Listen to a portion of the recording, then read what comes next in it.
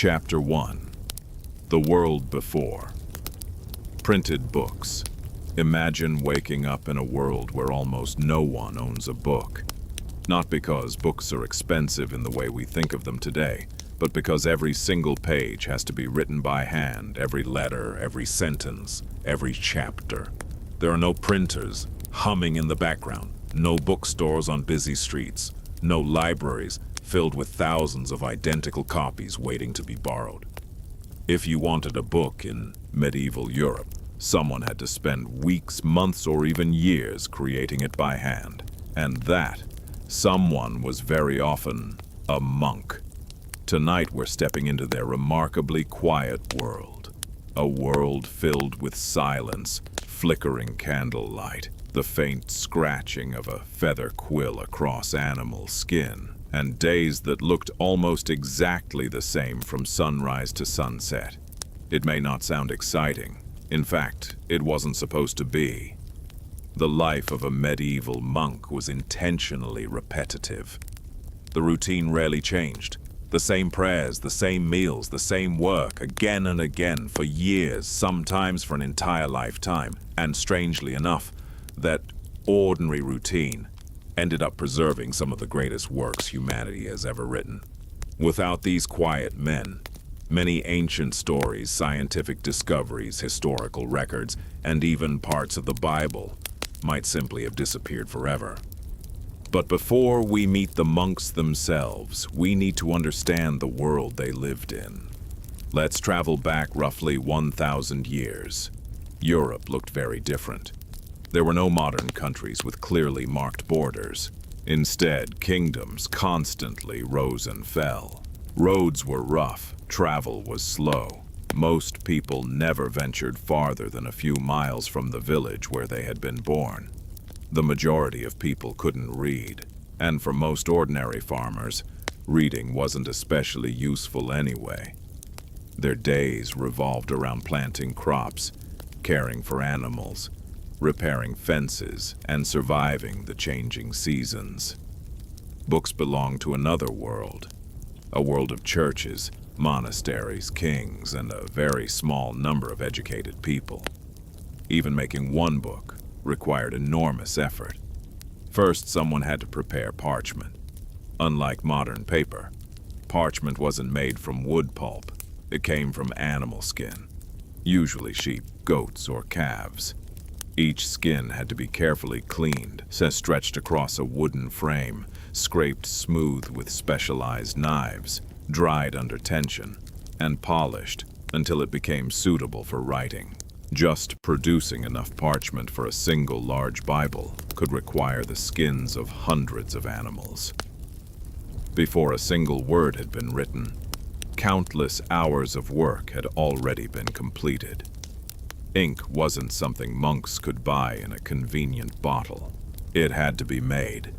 Many recipes combined oak galls, iron salts, water, and natural gums to create dark, durable ink capable of lasting for centuries. The feather quills also needed constant attention.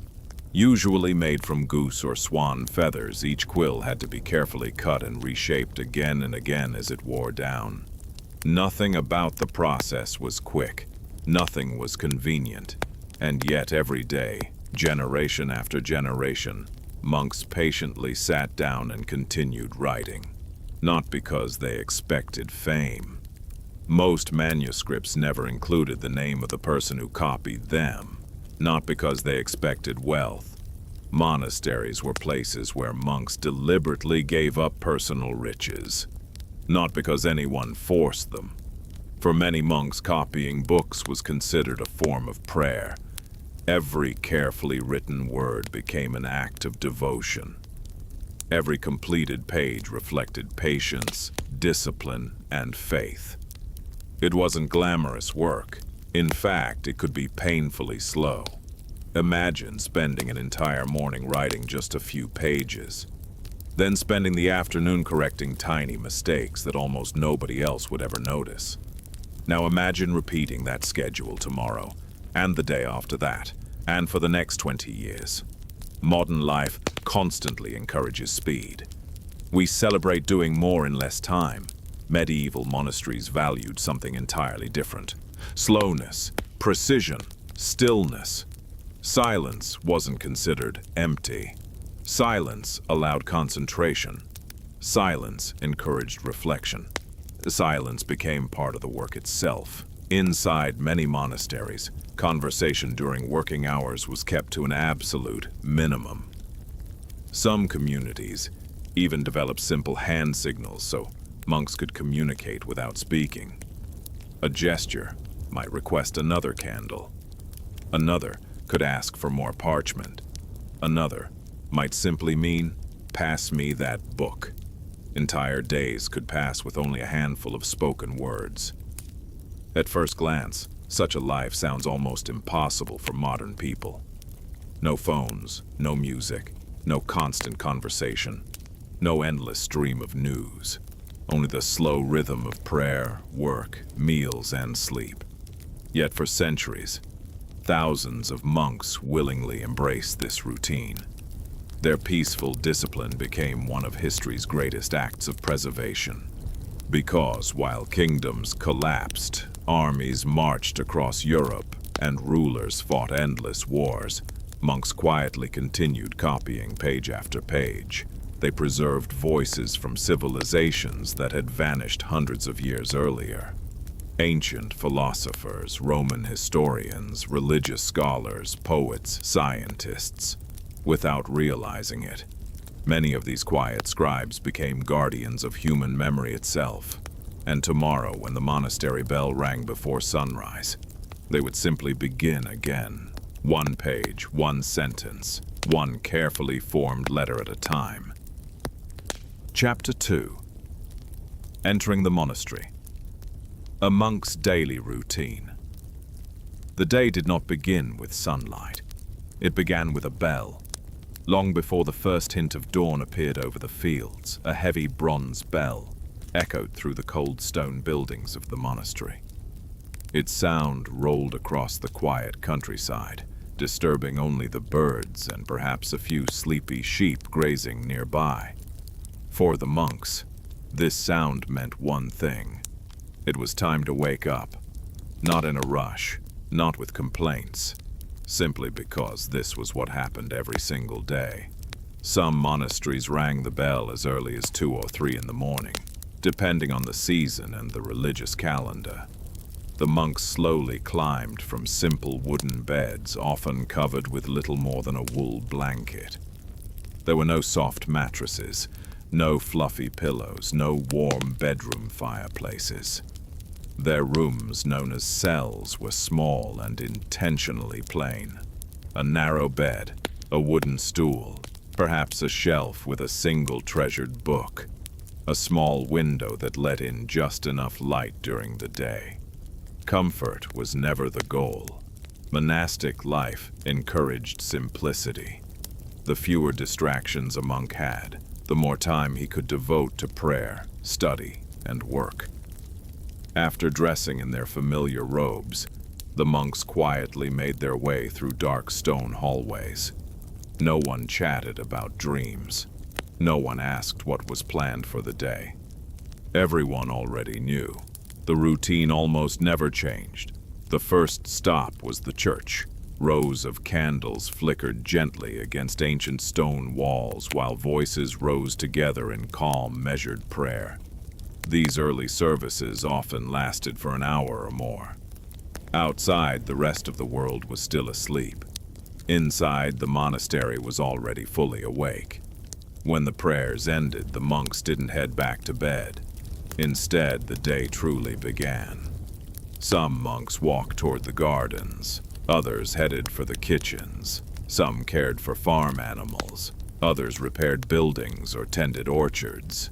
Every monastery functioned like a small self-contained village. Food had to be grown. Bread had to be baked. Beer had to be brewed. Candles had to be made. Clothing had to be repaired. Wood had to be chopped. Nothing arrived by delivery cart from a nearby supermarket. Nearly everything was produced by the monks themselves.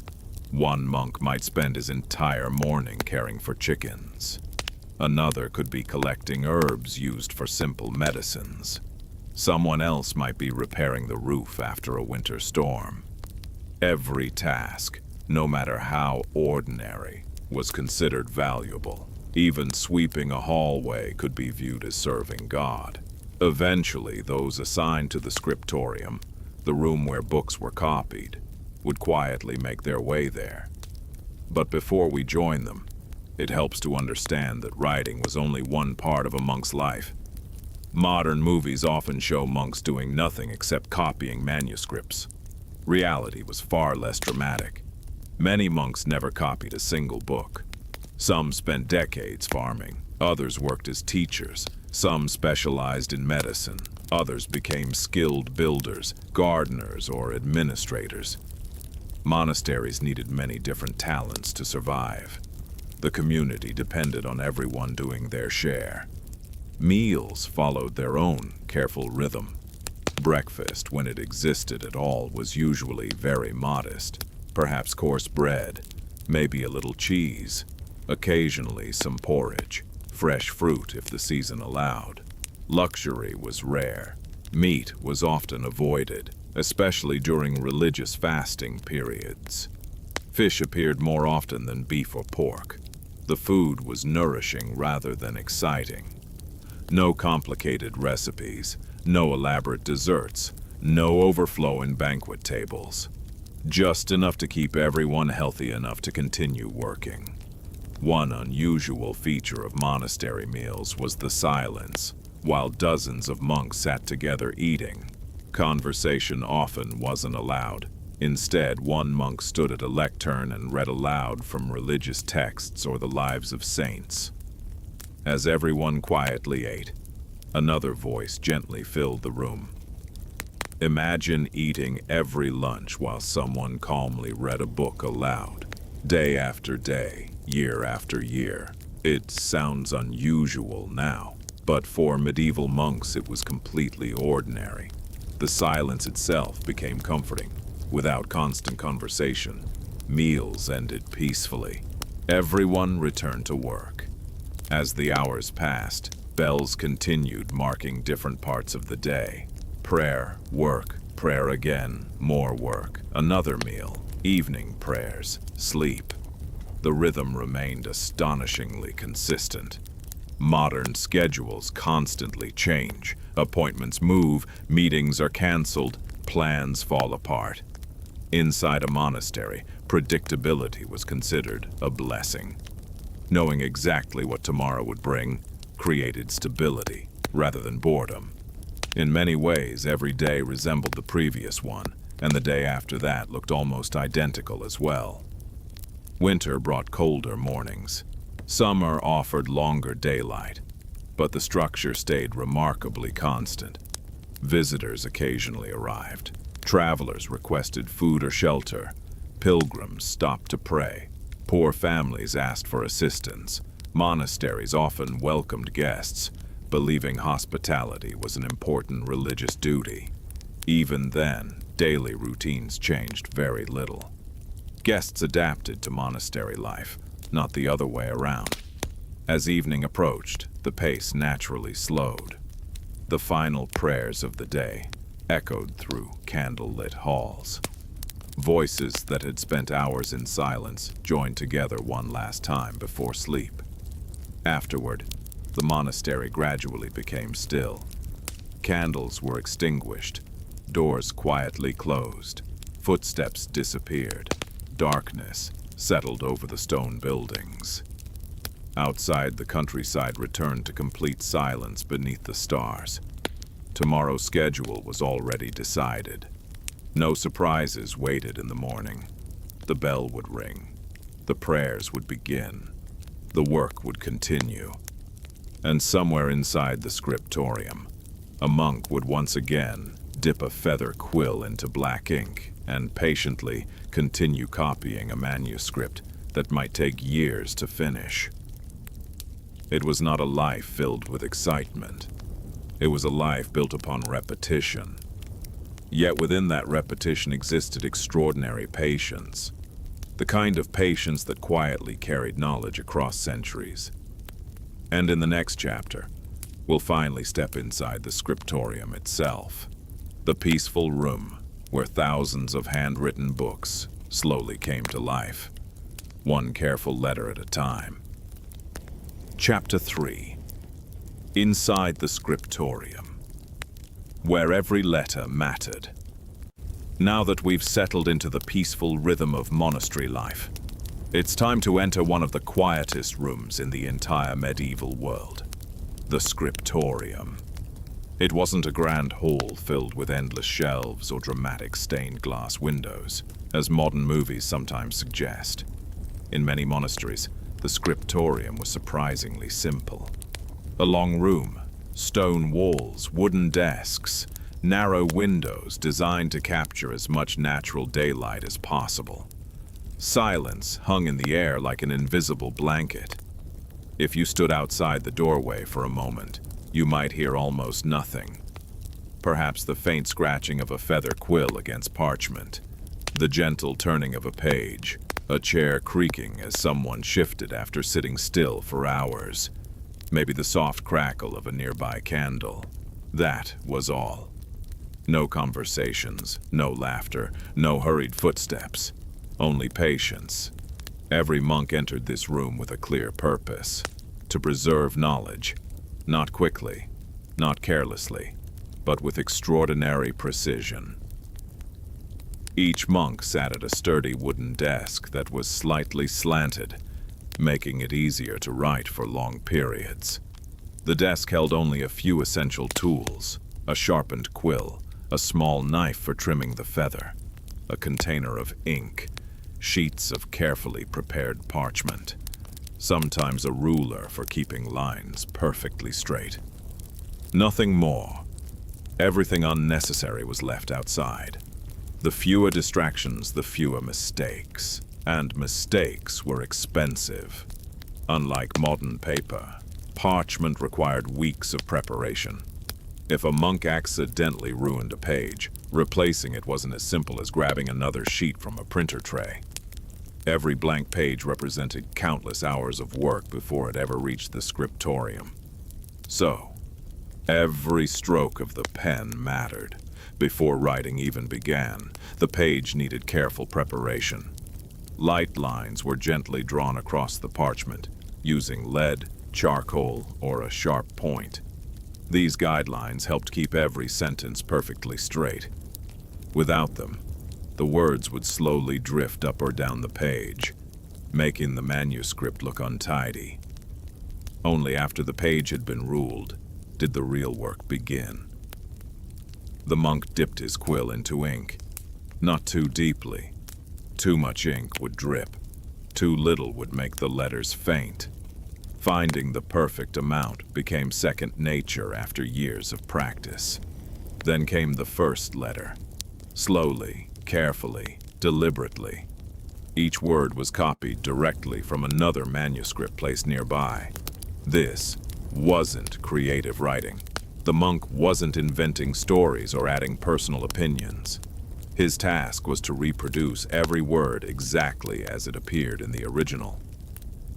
Imagine copying an entire novel by hand. Now imagine doing it without skipping a word, without changing the spelling, without accidentally repeating a sentence, without modern correction fluid or delete key. One tiny mistake could interrupt hours of careful work. Sometimes small errors could be scraped away with a delicate knife. Parchment was durable enough to allow gentle corrections. The monk would carefully remove a thin layer of the surface and rewrite the missing word. But large mistakes were far more difficult. Occasionally, a page simply had to be rewritten from the beginning. That possibility encouraged incredible concentration. Writing itself became almost meditative. Dip the quill, write a few words, pause, dip again, continue, hour after hour, day after day. Some monks developed beautifully elegant handwriting that remained remarkably consistent over decades. Every letter looked almost identical, every space carefully measured, every paragraph balanced across the page. There was no rush. Speed had little value. Accuracy was everything. In many ways, these monks were early perfectionists.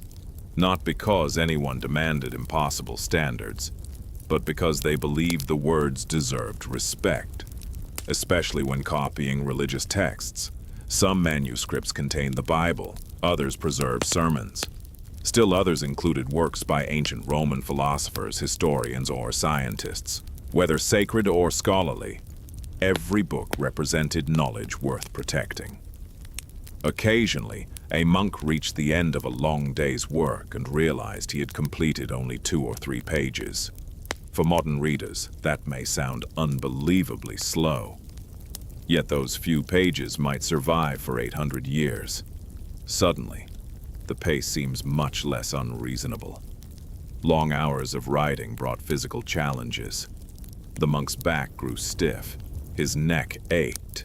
Cold winter mornings made fingers slow and uncomfortable.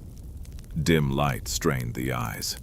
Some surviving manuscripts even contain little notes written by exhausted scribes near the end of a page. One famously complained that writing made his back ache and his eyes grow tired. Another happily announced that finishing the manuscript felt as wonderful as reaching the shore after a long voyage at sea. These tiny comments remind us that behind every beautiful medieval manuscript stood an ordinary human being. Someone who became tired. Someone whose hand cramped after hours of careful writing. Someone who quietly celebrated completing a difficult task. Despite the challenges, the atmosphere inside the scriptorium remained calm. No supervisor paced the room demanding faster work. No clock counted down impossible deadlines. Progress came naturally, a little every day. A few pages each week, a completed manuscript after many months, or sometimes many years. The monks understood something that modern life often forgets. Great work doesn't always happen quickly. Sometimes the most valuable achievements are built so slowly that the people creating them never fully appreciate their importance. A monk copying an ancient history book had no idea that 8 centuries later, people on another continent would still read those same words. He simply focused on today's page, today's sentence, today's carefully formed letters.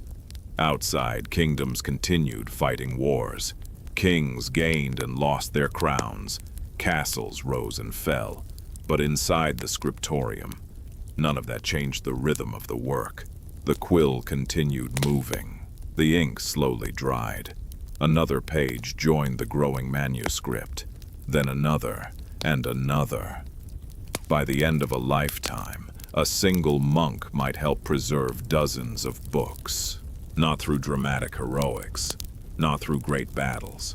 Simply by sitting quietly at a wooden desk, patiently writing one letter after another. In the next chapter, we'll discover that copying the words was only part of the story. Because some manuscripts became breathtaking works of art, filled with shimmering gold, brilliant colors, and intricate illustrations that transformed ordinary books into priceless masterpieces. Chapter 4. Turning books into works of art. By now you might be imagining a manuscript as nothing more than page after page of neat black handwriting, and for many books that would be true. But every so often a manuscript became something far more extraordinary. It became a work of art, not the kind of art displayed in modern museums behind velvet ropes and protective glass. Not at first, anyway. These books were created to be read, studied, prayed over, and treasured. Yet centuries later, many of them would be admired just as much for their beauty as for the words they contained. To understand why, let's remain inside the scriptorium for a little longer. Picture a monk who has spent several hours carefully copying lines of text.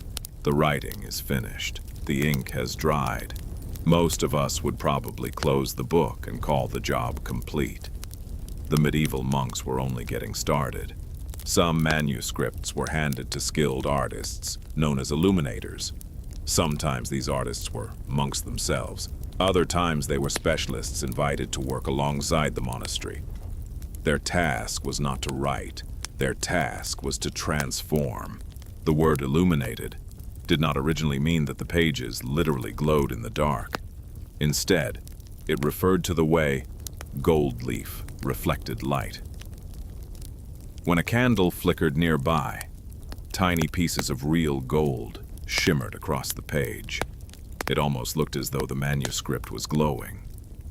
Imagine opening a book and seeing bright blue flowers curling around the edges, tiny birds hiding among delicate vines, dragons twisting through the margins, golden halos surrounding saints, brilliant red letters beginning each chapter.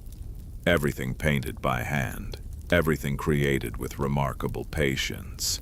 Even the smallest decoration required incredible care. The artists used tiny brushes, sometimes made from only a few animal hairs. Each stroke added another leaf, another flower, another carefully painted detail. Some pages demanded weeks of work, others required months. Mistakes were costly. Gold leaf, in particular, was astonishingly expensive. It was beaten into sheets so thin they could almost float through the air. The artist breathed carefully while applying it. One careless movement could send a valuable piece drifting away forever. The colors themselves were equally remarkable. Today we buy paint in plastic tubes without giving it much thought. Medieval artists had no such convenience. Every color came from somewhere in nature. Red might come from crushed insects, yellow from certain plants or minerals, green from copper compounds, black from soot, white from finely ground chalk. One of the most treasured colors of all was blue. Not just any blue. A deep, rich blue made from a rare stone called lapis lazuli. This stone traveled thousands of miles from the mountains of what is now Afghanistan before eventually reaching Europe. Its journey could take months. Its price rivaled gold. Using lapis lazuli inside a manuscript signaled that the book was exceptionally important. Imagine painting a single page using a material more valuable than precious metal. Suddenly, every brushstroke mattered.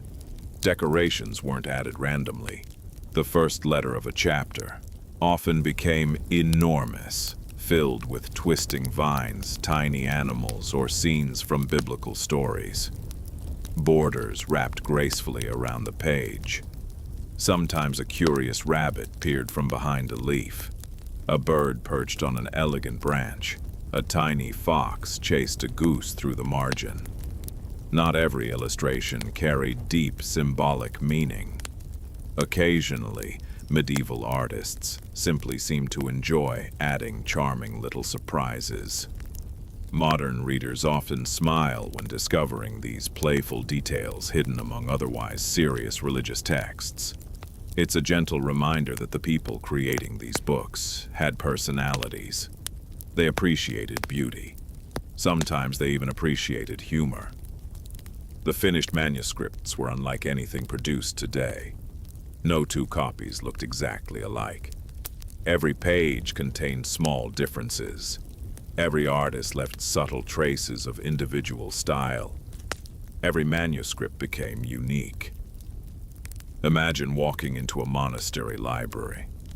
Rows of handwritten books rested carefully on wooden shelves. Many were protected by thick leather covers. Some included sturdy metal corners to prevent damage. Others were fastened shut with leather straps, helping the parchment remain flat over time. These books weren't casually stacked on coffee tables. They represented years of labor, months of careful craftsmanship, a tremendous investment of materials. For that reason, valuable manuscripts were often chained directly to library shelves, not because the monks distrusted one another, simply because replacing a stolen manuscript could require years of work. The chain protected knowledge itself. Some of these books became so magnificent that kings and queens requested them. Powerful bishops commissioned lavish copies of religious texts. Wealthy nobles donated beautifully decorated manuscripts to monasteries as acts of devotion. Owning such a book wasn't merely practical, it reflected prestige, faith, and learning. Yet, despite all their beauty, these manuscripts remained fragile. Fire could destroy them, floods could ruin them, war could scatter entire libraries. Even mice occasionally caused unexpected damage. The monks understood these risks better than anyone. That is why they continued making more copies, again and again. One manuscript preserved another, then another copy preserved that one. Knowledge survived because it never existed in only a single place. It quietly spread from monastery to monastery across Europe. Each careful copy became another small insurance policy against forgetting. Perhaps the most remarkable part of this story is that the artists rarely expected recognition. Modern painters sign their work proudly. Authors place their names on every cover. Photographers protect their copyrights. Many medieval monks remained anonymous. The beauty they created wasn't meant to celebrate themselves. It was meant to honor the words within the book.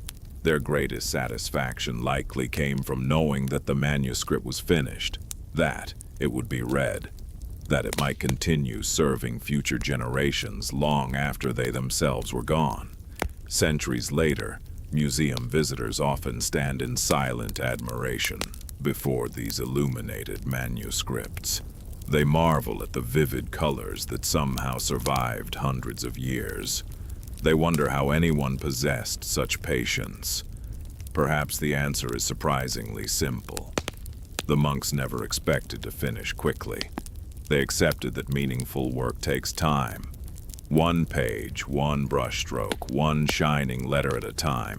And in our next chapter, we'll discover what happened to these remarkable books after they left the scriptorium, and how quiet monasteries became, the unlikely guardians of the world's forgotten knowledge. Chapter 5. The Libraries That Saved the Past. By the time a manuscript was finally finished, months or even years had quietly passed. The last sentence had been copied. The final illustration had dried.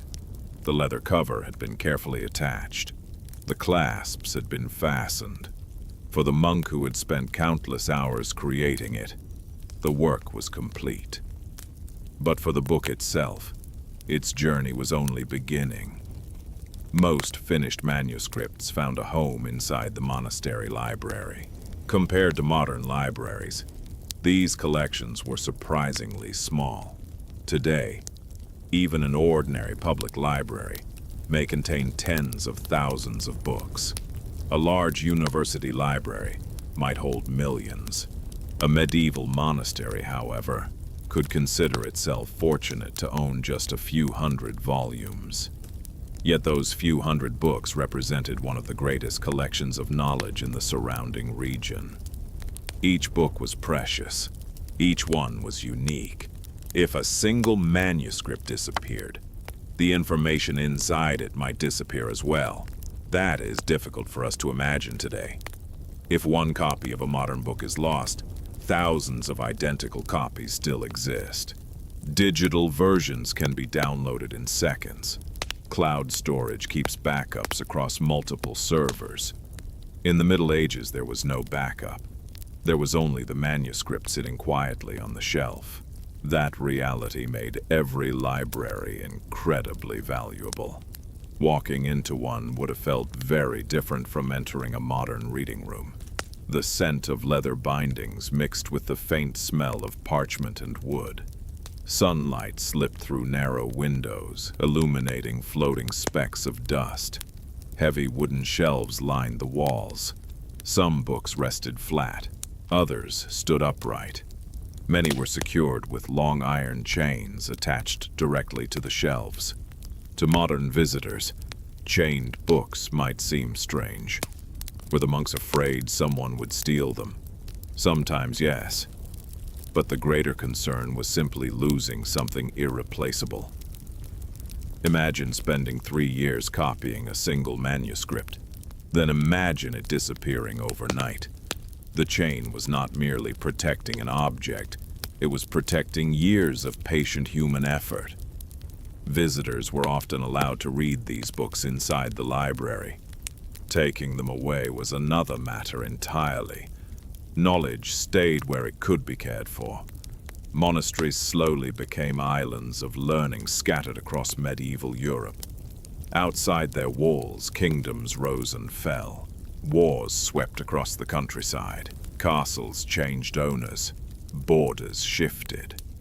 Yet inside these quiet libraries, ancient voices continued waiting patiently on the shelves. Some manuscripts contained the writings of Roman historians who had lived nearly 1,000 years earlier. Others preserved the ideas of Greek philosophers.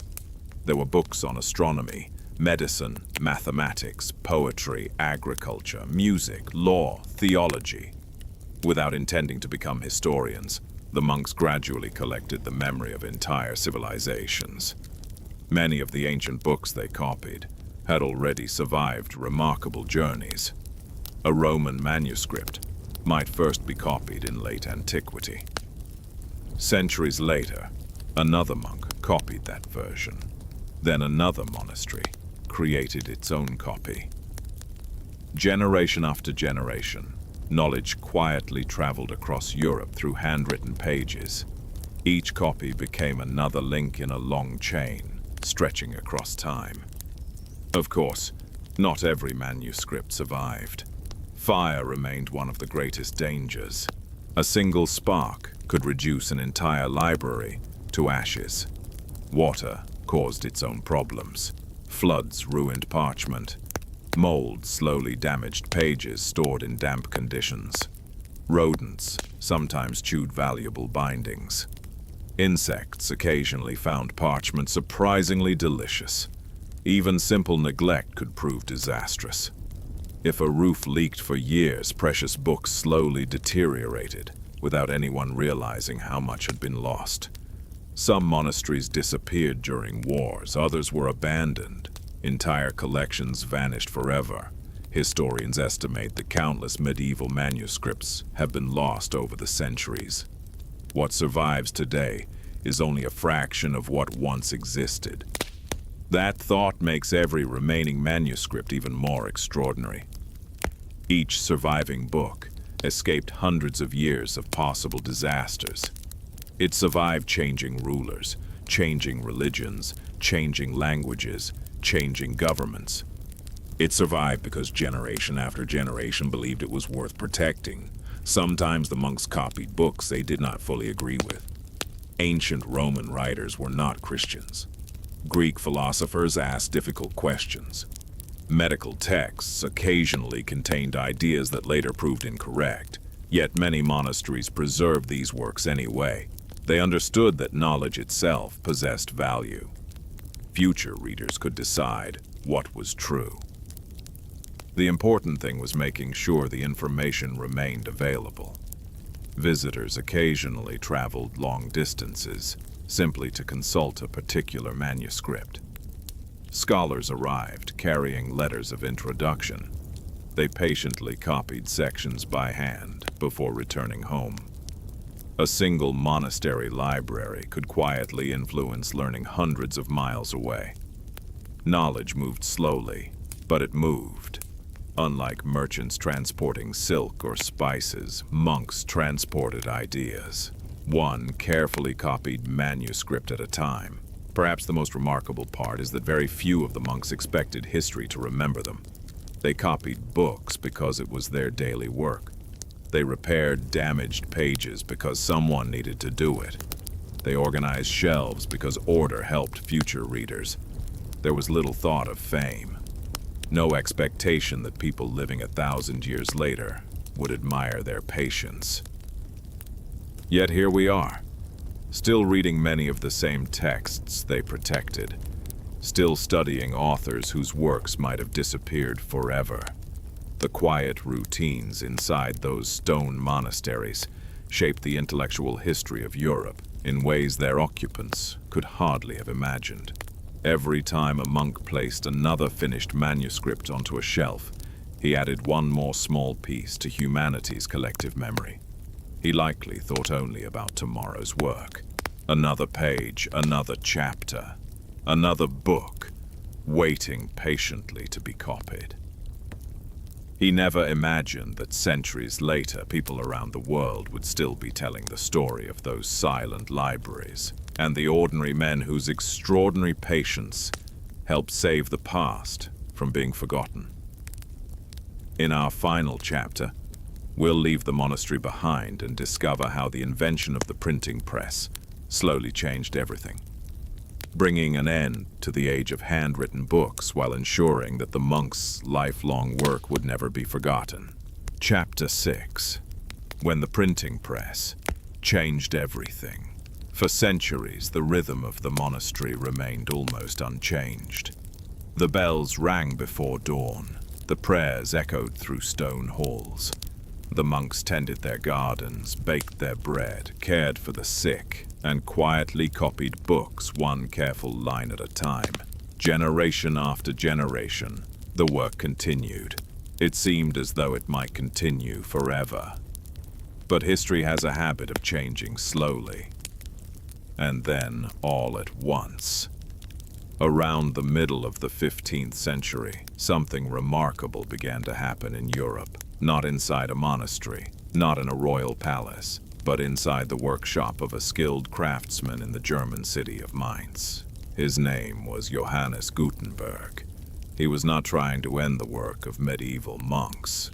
He probably wasn't thinking about monasteries at all. Instead, he was trying to solve a practical problem. How could books be made faster? For hundreds of years, every copy of every book had depended on human hands. If 10 people wanted the same book, someone had to copy it 10 different times. It was a slow process, a careful process, but it was also incredibly expensive. Gutenberg imagined something different. Instead of writing every page by hand, he created movable metal type. Individual letters could be arranged to form words, sentences, and entire pages. When one page was finished, the letters could be taken apart and used again. Ink was rolled across the metal type. Paper was pressed firmly against it. Within moments, an identical page appeared, again and again and again.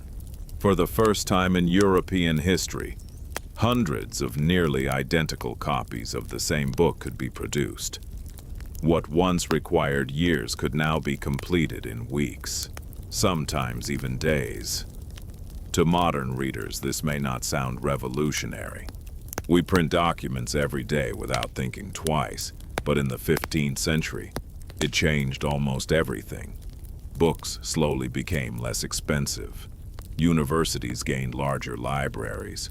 Merchants purchased practical manuals. Doctors acquired medical texts. Students owned books that earlier generations could only dream of reading. Knowledge began spreading faster than ever before. At first, monasteries did not disappear overnight. Many monks actually welcomed printed books. Some monasteries even purchased printing presses of their own. Others continued producing handwritten manuscripts for wealthy patrons who preferred the beauty of traditional craftsmanship. A handwritten book still possessed something a printed one could never fully replace: individuality. Every stroke of the quill reflected the hand that created it. Every illuminated page remained unique. No printing press could reproduce genuine gold leaf shimmering beneath candlelight. No machine could perfectly imitate the tiny decorative vines curling through the margins of an illuminated manuscript. The printed page offered efficiency. The handwritten page offered personality. For a time, both existed together. Gradually, however, the balance shifted. Printers became faster. Paper became cheaper than parchment. Demand for handwritten copies slowly declined. Young monks entering monasteries found themselves performing different kinds of work. Some became teachers. Others managed libraries. Some focused on scholarship instead of copying. The scriptoriums that had once echoed with the gentle scratching of quills grew quieter. Eventually, many stood empty. It would be easy to think of this as a sad ending. In some ways, it certainly was. An ancient craft that had survived for centuries slowly faded away. Skills passed carefully from one generation to the next became less necessary. The patient art of copying books by hand became increasingly rare. Yet something important had already happened. The monks had succeeded. Because they had preserved so many manuscripts during the previous centuries, printers now had reliable text to reproduce. Without those handwritten copies, there would have been nothing to print. The printing press did not replace the monks' work, it built upon it.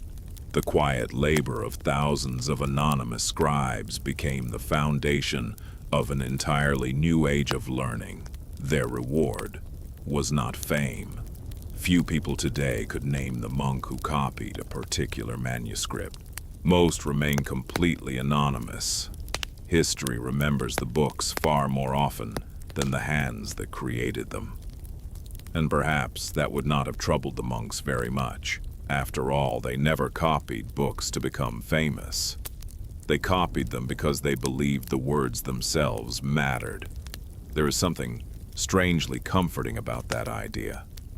In a world that often celebrates speed, attention, and recognition, the medieval monks devoted their lives to work that was slow, unnoticed, and deeply meaningful. They measured success differently. Not by applause, not by wealth, not by popularity, but by quiet faithfulness to a task worth doing well. Perhaps that is why their story continues to fascinate us. Not because it is filled with battles or kings or dramatic adventures, but because it reminds us that history is often shaped by ordinary people, performing ordinary work with extraordinary patience.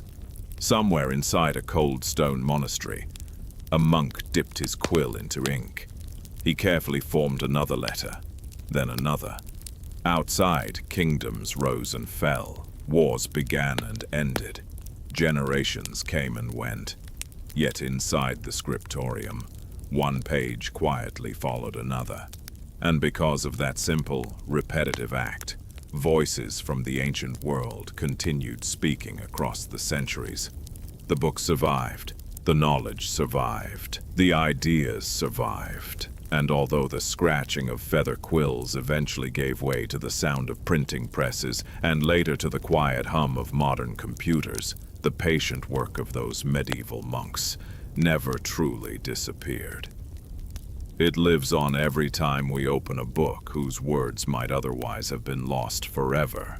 So as the monastery settles into silence once more, the candles burn lower, the final prayers fade into the night, and another peaceful day comes to an end. The shelves remain full. The ink has dried. The quills have been carefully laid aside. And somewhere, resting quietly in the darkness, a handwritten manuscript waits patiently for the next reader, just as it has for hundreds of years. Thank you for spending this quiet journey through history. Now, as the monastery grows still beneath the stars, you can simply let the silence continue and drift peacefully into sleep.